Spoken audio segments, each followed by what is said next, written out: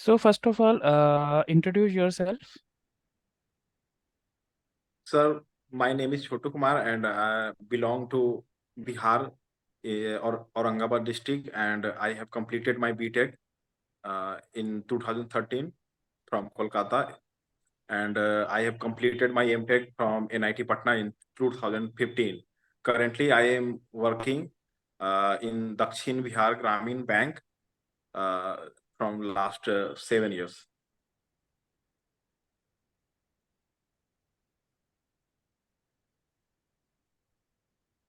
तो एमटेक तो 4 इयर्स की नहीं होती? Sir, 2 years. अच्छा, बीटेक फोर फोर, ठीक है, क्लियर। तो what was your learning, what was your internship project in the MTech? Sir, my internship project in MTech is banknote authentication using decision tree rules and machine learning techniques. And what is your learning in your bank, of your job in bank for seven Sir, years currently I am posted as a clerk in Dakshin Bihar Gramin Bank as a clerk. तो ये भी आपकी government job है? Yes, sir, public sector bank है. हाँ, तो फिर आप ये क्यों लीव करना चाहते हो? Sir, because my qualification is MTech and जैसा कि मेरा क्वालिफिकेशन MTech है सर, और मैं ये डिजर्व कर सकता हूँ कि मैं एज एन असिस्टेंट प्रोफेसर भी वर्क कर सकूं। और मैंने ये इसलिए ही किया ही था MTech कि मैं अपने क्वालिफिकेशन के अनुरूप कोई भी अपना एक बहुत बेटर जॉब अपना पा सकूं। लेकिन उस दरमियान जिस समय मेरा MTech कंप्लीट हुआ, उस दरमियान इस तरह की कोई भी वैकेंसी नहीं थी सर। लेकिन जो ऐसे एज ए अनएम्प्लॉयड तो रह नहीं सकते थे, तो मैंने बैंक का फॉर्म फिलअप किया और एज ए क्लर्क ज्वाइन कर लिया सर। अब जब वैकेंसी आई है बिहार पब्लिक सर्विस कमीशन में, तो मैंने अप्लाई किया है, और अप्लाई करने के बाद अभी इंटरव्यू के लिए कॉल आया sir, after written exam clearing written exams. तो इस ड्यूरेशन में आपने कभी रिसर्च के लिए काम किया है? रिसर्च का नहीं सोचा? अगर आपका टारगेट टीचिंग में था तो आपने रिसर्च को, पीएचडी के बारे में नहीं कुछ सोचा साथ में? यस सर, PhD के लिए मैंने अप्लाई किया था sir, IIT Roorkee and IIT Patna में। तो फाइनली सर मेरा सिलेक्शन नहीं हुआ था। फिर उसके बाद मैंने थोड़ा छोड़ दिया सर, और क्योंकि मैं अनएम्प्लॉयड था, तो और थोड़ा घर से, क्योंकि लंबे वक्त से मैं बाहर, घर से बाहर पिताजी के पैसे से पढ़ाई करते आ रहा था, तो सोचा एक जॉब कर ही ले, और थोड़ा प्रेशर भी था। तो मैंने जॉब अप्लाई किया और सर मेरा हो गया सर बैंक में, तो मैंने ज्वाइन कर ही लिया सर। और जनरली जनरली मैंने paper paper 2 paper international conference से पब्लिश किया हूँ सर एमटेक के दरमियान। और उसके कंसर्न मैं अपना देखते भी रहता था कुछ कुछ पेपर, और एक दो पेपर मैंने अभी रिसर्च के तौर पर लिखा भी है सर, बस। तो ड्यूरिंग दिस लास्ट 7 ईयर आपने जॉब के साथ, जैसे आपने 2 पेपर लिखे हैं, तो पहले तो दो तो एमटेक में कर लिए ना, जो अभी वो जो लिखे हैं उसका क्या स्टेटस है? उसका स्टेटस यह है कि सर मेरे कोई गाइड नहीं है। जैसे ही मैं PhD के लिए इनरोल होऊंगा, तो जो पेपर मैंने अपना स्टडी किया है उसी उसी पे सब्जेक्ट पे, या फिर जो गाइड सर, जो मेरे PhD के जो गाइड होंगे, तो उसके अनुरूप मैं अपना कर सकता हूँ सर। तो 7 इयर्स बैंक की जॉब करने के बाद आपको क्या लगता है कि आप टीचिंग में कर पाओगे काम? सर क्योंकि क्यों नहीं सर, सेवन बेशक। ईयर देखो, 2015 को अब 8 इयर्स हो गए हैं। तो कैसे, मीन्स हाउ यू थिंक कि you are best suitable candidate for this assistant professor job? Sir बेशक मैं टीचिंग सर बेशक मैं टीचिंग कर पाऊंगा सर, क्योंकि जैसा मेरा क्वालिफिकेशन है, और भले ही मेरा गैपिंग हो गया, या फिर मैं इस सब्जेक्ट से रिलेटेड थोड़ा आउट आउट ऑफ से सब्जेक्ट हो गया हूँ, लेकिन फिर भी अगर हम अपनी लेबर हार्ड लेबर करेंगे, या फिर उस डिसिप्लिन में दोबारा जाएंगे, तो कोशिश करने से सर मैं कर लूंगा सर। क्योंकि अब जैसा कि मैं बहुत दिनों से इस फील्ड में नहीं था, फिर भी असिस्टेंट प्रोफेसर का रिटेन एग्जाम कुछ ही दिनों के मतलब पढ़ाई में मैंने अपना रिकवर कर लिया। और जो जो भी नोट्स बनाए हुए थे मैंने थोड़ा थोड़ा ही पढ़ा, लेकिन फिर से रिकॉल आ गया। और फाइनली मैंने क्रैक किया सर रिटेन एग्जाम बीपीएससी का असिस्टेंट प्रोफेसर का। और अभी इंटरव्यू के लिए भी टेक्निकल सब्जेक्ट जो मैंने लिया है सर, उसमें फिर से ये तरोताजा हो जा रही है मेरी यादें। और मुझे ऐसा लगता है सर कि मैं कुछ और थोड़ा मेहनत करके जो भी अगर मेरा सिलेक्शन हो जाता है तो मैं तरीके से पढ़ा पाऊंगा सर।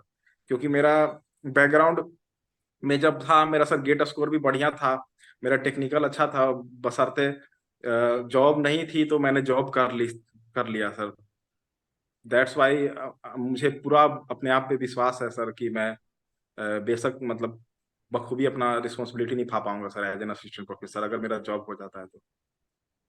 तो आपके जो अपनी मेहनत। दो रिसर्च पेपर हैं वो उसके क्या टॉपिक हैं? दोनों के टॉपिक सर टाइटल क्या है? दोनों के टॉपिक में बैंक नोट ऑथेंटिकेशन ही है। दैट एक एक में सर कुछ थोड़ी सी खामी रह गई थी एक पेपर में, तो वो दूसरे पेपर में उसको उसी को एडवांस रूप देकर उसका डिसीजन को जो मेकिंग है वो एक्यूरेसी और बढ़ाया है सर मैंने। उसमें बेसिकली ये है मेरा प्रोजेक्ट में कि जो पेपर्स है उसमें जो genuine fake notes fake currency है उस दरमियान जो मैंने मशीन लर्निंग टेक्निक से और भी टूल यूज करके जैसे कार्ट और नाइम का टूल का इस्तेमाल करके उसका एक्यूरेसी जेन्यून और फेक में डिस्टिंग्विश करने का वो तरीका बताया था सर। और नहीं, जो आपने अभी किए हैं वो ये तो आपके एमटेक के हो गए ना? हम्म। जो अभी आपने कहा कि रिसर्च पेपर मैंने दो किए हैं लेकिन वो पब्लिशर नहीं हुए हैं, किस पे काम किया आपने? हाँ, उसमें भी सर मैंने एक मशीन लर्निंग टेक्निक पे ही काम किया है सर, क्योंकि जैसा कि मैंने मशीन लर्निंग टेक्निक से ही उस वो लोग वो दोनों पेपर को पब्लिश कराया था, तो उसी में मेरा कंसर्न था। और डिसीजन रूल थोड़ा और अप्लाई किया है एक्स्ट्रा। और भी पेपर अभी भी पढ़ते ही रह रहा हूँ रिगार्डिंग। तो एक बैंक में एटीएम मशीन होती है, यस एक सर। कियोस्क मशीन होती है। Yes sir. उन दोनों की वर्किंग का क्या डिफरेंस है?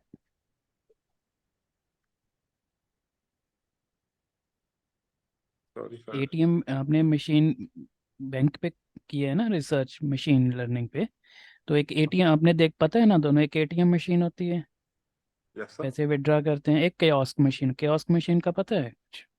Yes sir. तो दोनों की वर्किंग में क्या difference sir sir sorry sir, क्योंकि इंटरनल उसका क्या प्रोसेसिंग अंदर का है सर, इसके बारे में मुझे पता नहीं है सर। है? नहीं, वैसे क्या डिफरेंस है दोनों का, चलो उसका छोड़ो, इंटरनल का वैसे क्या डिफरेंस है? कियोस्क मशीन का क्या फंक्शन है?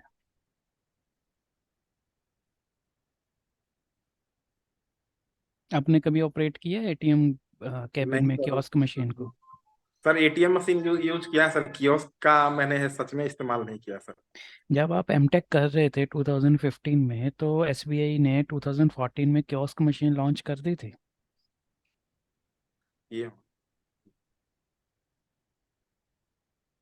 चलो, डीमोनेटाइजेशन के बारे में आपका क्या विचार है?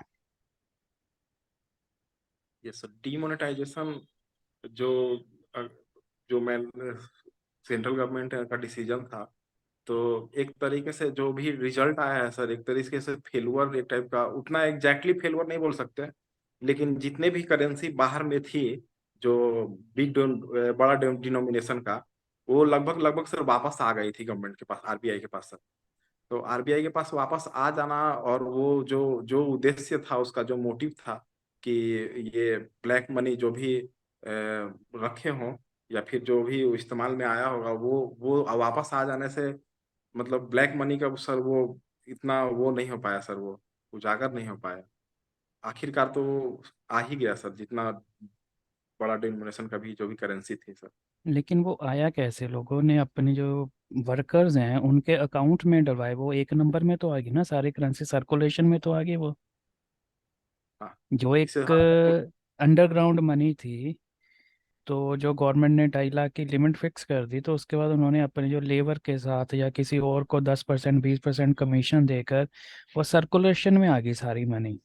तो उसका इकोनॉमी में कोई बेनिफिट नहीं होगा?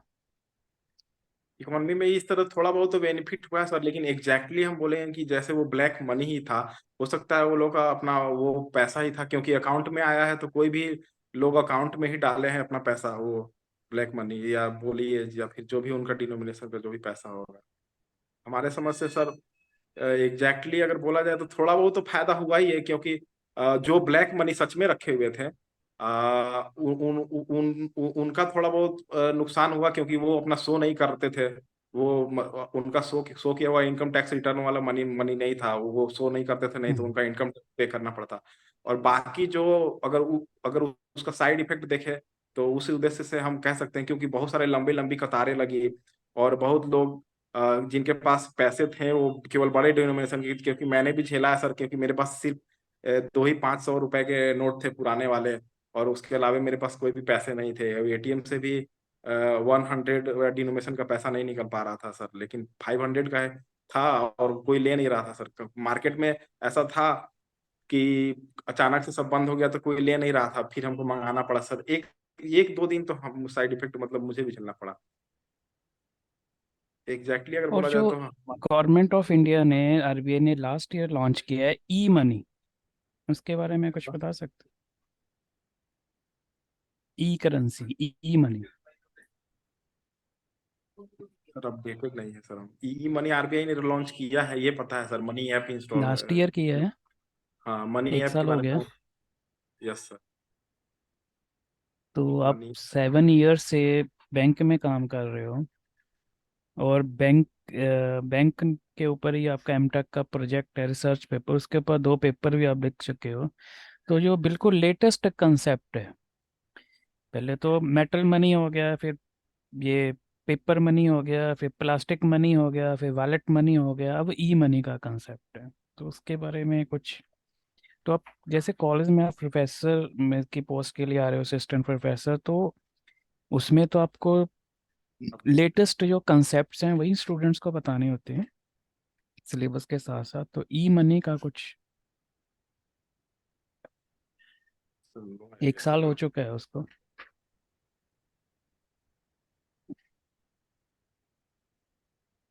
सर नो आइडिया, पढ़े मतलब हम्म, थोड़ा जानते हैं, बस नाम जानते हैं सर में। हम्म। सर तो जो अपनी ऑनलाइन पेमेंट्स हैं, उसको सिक्योर कैसे किया जा सकता है जो इसमें इतने फ्रॉड आ रहे हैं?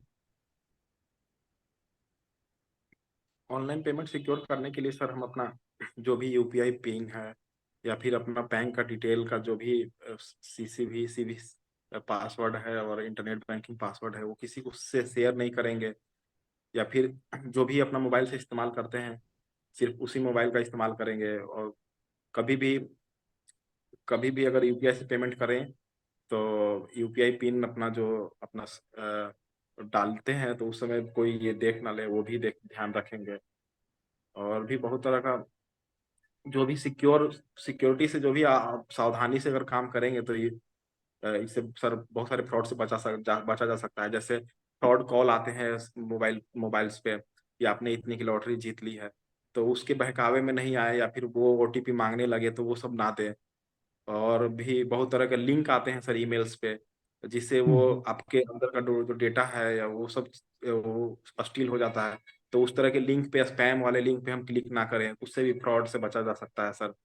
और कभी कभी ऐसा भी हुआ है कि अ, अचानक से एक मैसेज आया और वो आपके अकाउंट से पैसे डेबिट हो गए हैं, ऐसा सुनने में आया है, लेकिन ऐसा होता नहीं है। कहीं ना कहीं वो आपका वो आपके लिंक पे क्लिक करने के बाद ही होता है। तो वो उसमें भी अगर मैसेज पे भी अगर लिंक आता है, बिना ईमेल का भी, अगर सिंपल टेक्स्ट मैसेज का भी लिंक आता है तो उस पर क्लिक ना करें सर।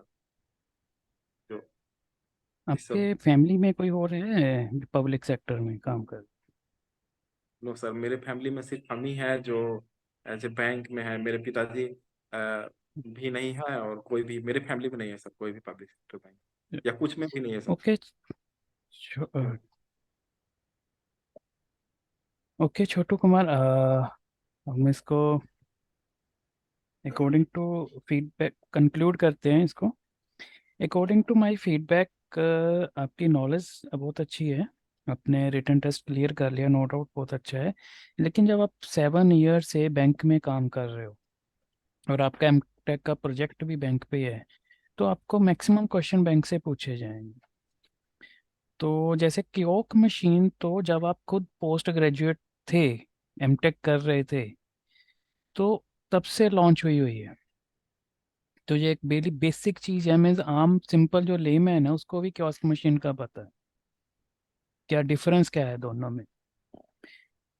और ई मनी, देखो 1 साल हो चुका है, तो थोड़ा सा आप, जब आप बैंक फील्ड के बारे में बता रहे हो कि देखो उसमें तो आपकी इंटरव्यू में तो आपकी देखो करंट नॉलेज, कि आप कितना, आप जो सराउंडिंग जो नॉलेज है, देखो बुकिश नॉलेज आपको बहुत अच्छी है, आपने रिटन पेपर एग्जाम क्लियर कर लिया।